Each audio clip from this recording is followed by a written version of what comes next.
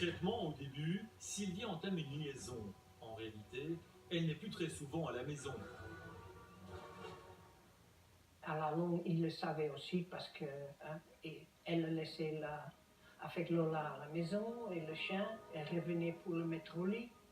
Et après, elle était de nouveau partie. Elle ne couchait plus à la maison, plus à mon avis. Mais il n'a jamais rien dit. Jamais.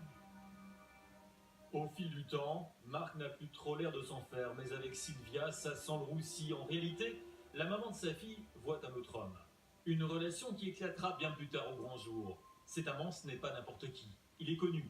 C'est un certain Christian Van Eken. Avant son déménagement à Tervuren, puis Zaventem, il était bourgmestre de Linkebeek durant 13 ans. Il est aussi parlementaire des filles, puis siégera comme indépendant. C'est le seul parlementaire francophone du Parlement flamand. Christian, c'est donc un vétéran de la politique dans la périphérie bruxelloise. Et Sylvia, de 23 ans sa cadette, va devenir l'une de ses collaboratrices. En fait, Christian Van Eken est aussi le parrain de la petite fille. Tous se connaissent manifestement depuis des années. Ils m'ont invité pour fêter l'anniversaire de Lola. S'occuper de sa fille. C'est à ce moment qu'il prend un appartement à Laeken, leur enfant villa, et la maman passe souvent. Ils s'y partagent plus ou moins la garde. Il y a donc comme un arrangement entre tous. Sylvia Boisgelot à la...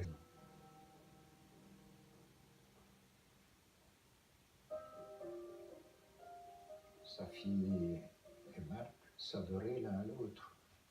Lui, il aurait... Ses proches, ceux qui pouvaient entrer dans l'appartement, dont Sylvia. Mais surtout, les policiers vont visionner les caméras de surveillance. 2 caméras installées dans le hall d'entrée. Elles ont été placées pour la surveillance de cet immeuble de 19 étages et d'environ 80 appartements. Des caméras qui, surprise, ont enregistré la présence d'un couple, Sylvia et Christian.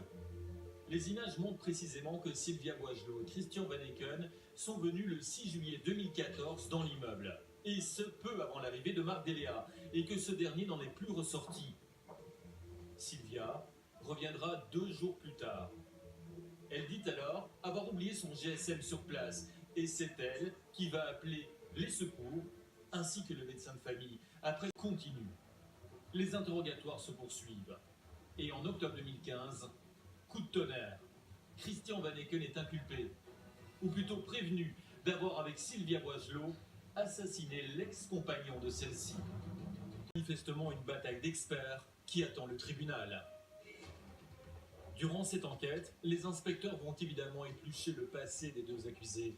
Et ils vont découvrir un élément troublant. Rien à voir avec un crime ou un assassinat, mais tout de même, Sylvia Boisgelot a menti sur ses qualifications et ses diplômes. Pour devenir son attachée parlementaire, sa secrétaire, elle a présenté de faux documents. Elle est poursuivie pour cela, tout comme Christian Van Eken, pour fraude et escroquerie. Tous 2 sont alors traduits devant le tribunal correctionnel de Bruxelles. Et même s'ils bénéficieront de la suspension du prononcé, ils sont reconnus coupables de faux et